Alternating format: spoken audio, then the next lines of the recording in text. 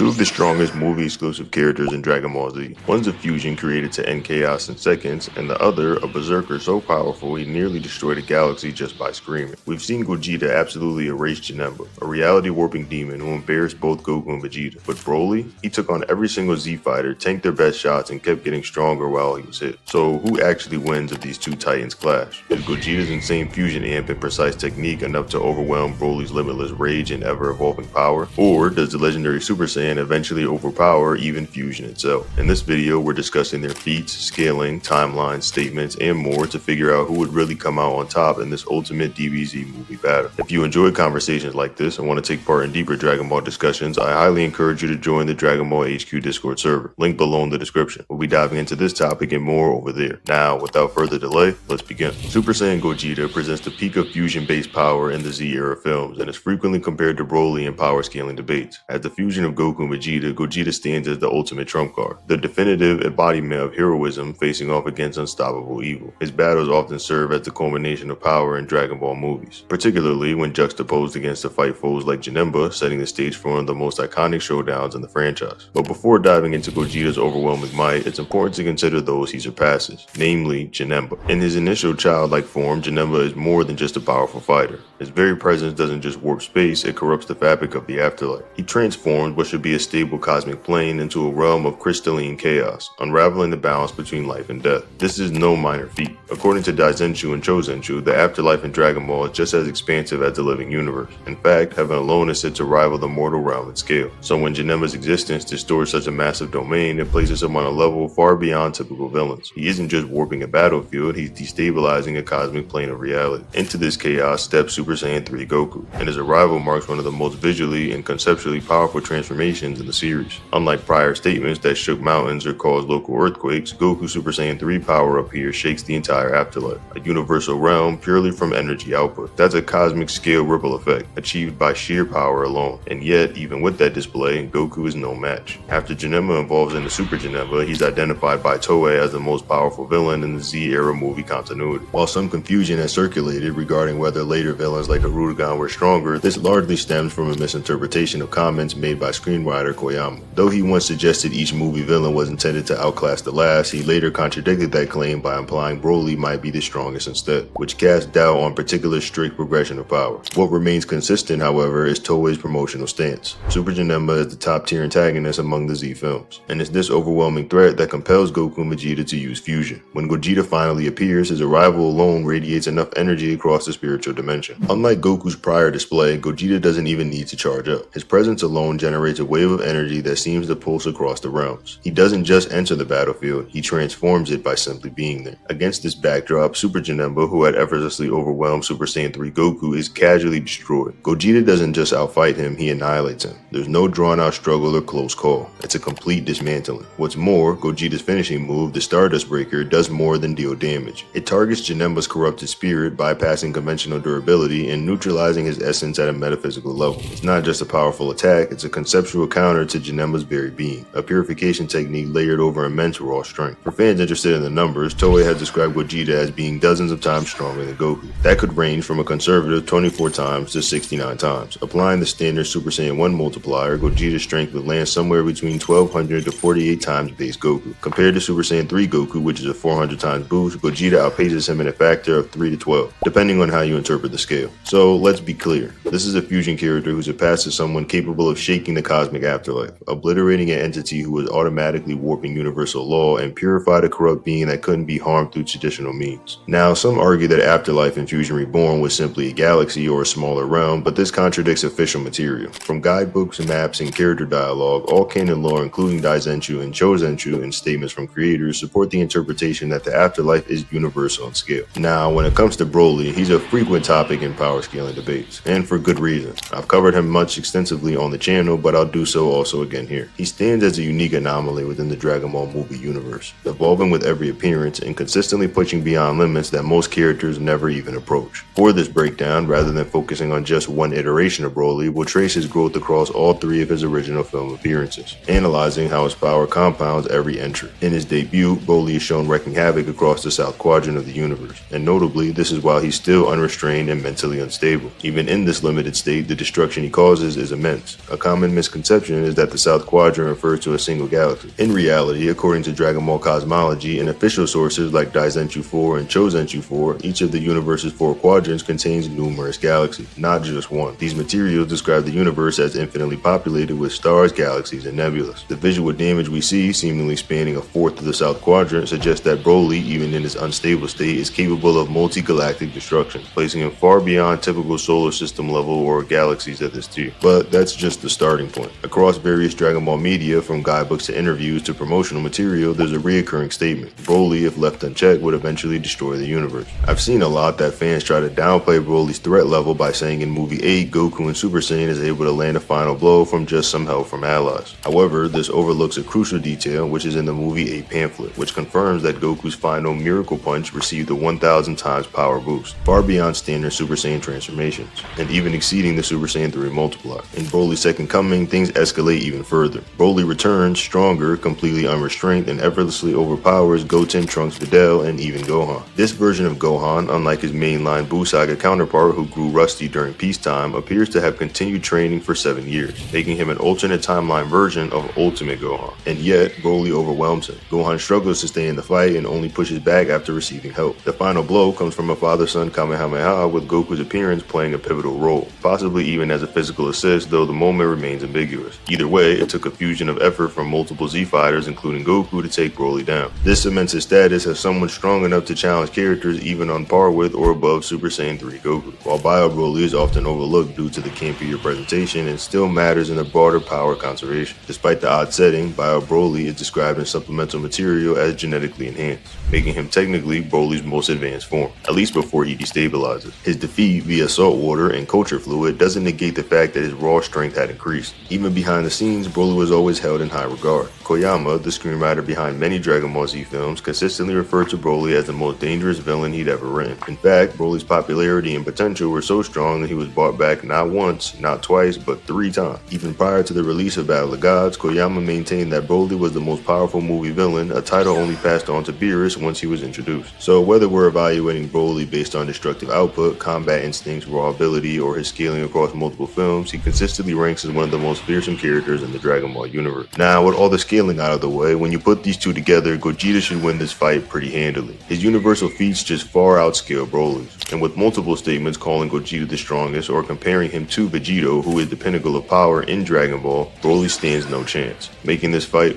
not even close. Vegito vs. Broly, the ultimate showdown between Buu Saga's fusion masterpiece and the legendary Super Saiyan from the Z movies. Both are often considered the absolute peaks of Dragon Ball Z's power scale. Lately, Broly's strength has become an even bigger talking point, especially since screenwriter Koyama chimed in on Twitter about fan debates, seemingly cementing Broly as one of the strongest in Z. But does that really mean Broly could take on Vegito, or does Vegito still reign supreme, untouchable in power? Let's break it down. Vegito is the product of the Potara earrings, a fusion between Goku and Vegeta that debuted during the fight against Majin Buu, and his purpose was to create a fighter capable of defeating a Buu who had already absorbed Fat Buu and gained Super Saiyan 3 level of power, as well as having absorbed Gohan, Goten, Trunks, and Piccolo. Even in base form, Vegito had Buu completely on edge. While Buu managed to land a few attacks early on, that was mostly because Vegito was still acclimating to the fusion's power. Very quickly, the advantage swung heavily in Vegito's favor. Base Vegito is officially described in the Daizenshuu as being stronger than Super Saiyan 3. That alone suggests his power multiplies Goku and Vegeta's individual abilities by at least 400 times, and likely much more when you factor in what's often called the rival boost. The concept is pretty simple. Goku and Vegeta are lifelong rivals, always pushing each other to surpass their limits. When fused, this competitive energy gives Vegito a subtle yet significant boost. However, it's important to note that the rival boost isn't the foundation of Vegito's strength, it's an extra layer. The real reason Vegito is a near-perfect fighter as the combination of Goku and Vegeta is because of raw potential, battle IQ, and mastery of techniques. Essentially, you're fusing two prodigies into a single, unstoppable warrior. When Vegito transforms into Super Saiyan, his dominance escalates dramatically. Super Vegito easily overwhelms Buu, regardless of the tactics or tricks the villain employs. Even when Buu tries to absorb him, Vegito simply pushes back with his sheer energy. When Buu resorts to turning Vegito into candy to stop him, Vegito regains control of his consciousness and continues operating at maximum power. This demonstrates not only his raw strength, but also his strategic superiority. He's more than just a powerhouse, he's a fighter in every sense of the word. So when comparing Vegito to Z Broly, it's clear the fusion's combination of intelligence, technique, and multiplied power makes him extraordinarily difficult to surpass. even against the legendary Super Saiyan whose scaling in the movies is notoriously high. Vegito isn't just strong, he's designed to be the ultimate response to threats like Boo, which put him in a league Broly would struggle to contend with, at least in the context of Dragon Ball Z's canonical movie scaling. Vegito's durability as well is off the charts. His resistance to attacks like Boo's transmutation abilities makes him incredibly difficult to harm. In the manga, this is already where Vegito's power is firmly established, but in the anime it takes it even further, giving him feats that surpass what we see in the manga. When enraged, Buhan unleashes outside space. The surrounding space begins to distort, tearing at the very fabric of dimensional walls. Alternate dimensions start collapsing into the living world, creating a threat so immense that Vegito himself warns that the universe could be destroyed if he doesn't intervene. To stop this, Vegito has to push past his previous limits, exerting unprecedented energy to break through Boo's barrier and counter the attack. This alone demonstrates that Super Vegito operates on a scale that could reasonably be considered anywhere from multi-galaxy to universal or even universal plus, given the fact that Buhan later absorbs these punches and uses them against Vegito. So how does Broly from the Z movie stack up against this? It's actually simpler than some make it out to be, though movie 11 complicates things unnecessarily. Even in his suppressed form, Broly casually obliterates part of what was referred to as the Southern Galaxy, with Paragus' collar limiting him. This makes Broly at minimum a galaxy-level threat. Naturally, his legendary Super Saiyan form is exponentially stronger, making him far more destructive than his suppressed state suggests. Statements from Movie 8 further indicate Broly's universal level potential if unchecked.